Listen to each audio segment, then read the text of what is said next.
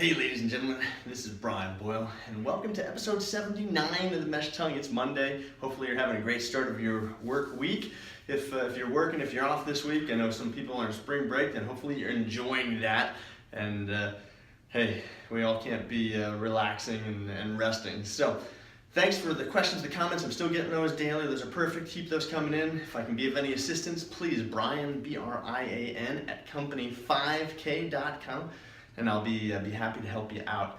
Today's episode, I want to talk to you about technique with squats. So with your workouts, okay, because the knee with running doesn't really get a whole lot of flexion, or shouldn't. Okay, again, we've kind of talked about some things where if you're kind of vaulting, you're going too high and too low. Unfortunately, it can cause some major havoc at the rest of the body, the chain, the ankle, knee, hip.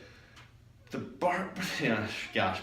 Monday. The problem with some of this is that when we're exercising, okay, even though you don't necessarily need to go into a full squat, and I see a lot of programs out there that are showing kind of half squats and quarter squats, figuring that it's running specific.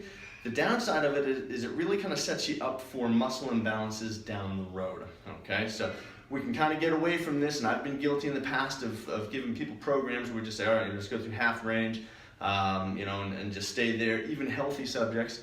Okay, so people that are coming in and some of my patients and all that are like, hey, I'm good, all right, I don't have any pain. Downside of it is that you really kind of don't allow that person to gain full range through their movement, through their body movement. So I'd rather teach you how to do that, okay, really quickly here, how to, kind of get into full range and what I'm talking about. Now, the problem is that you're going to need good mobility at the ankle, knee, and hip.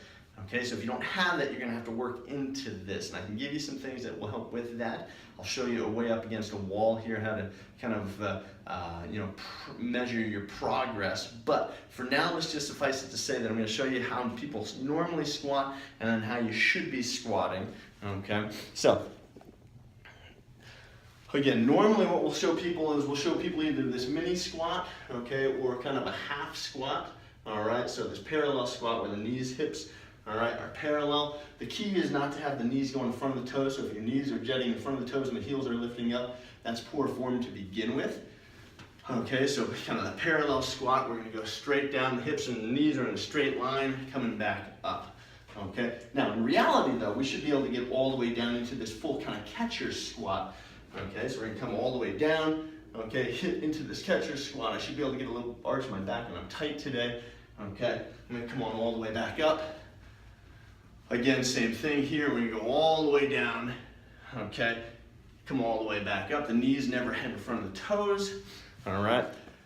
And the reality of it is it's a much better squat for longevity, for health, overall health, not just running. So while we could limit the squat to parallel or above for running, okay, ideally for long-term health, flexibility, just the aging process, we should be going into a full deep squat. Now, I'll show you here real quickly what you can do, okay?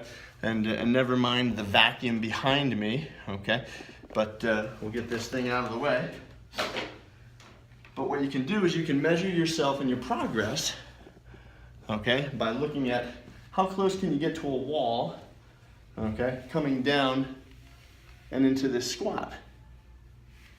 Okay, so if you can come down into that squat, hands forward, okay, face not hitting the wall. I usually tell people to put their hands up against the wall, okay? That way that you've got a gauge there. But if you can put your feet right there up against the wall, your knees touch the wall, you sit back into that squat, okay?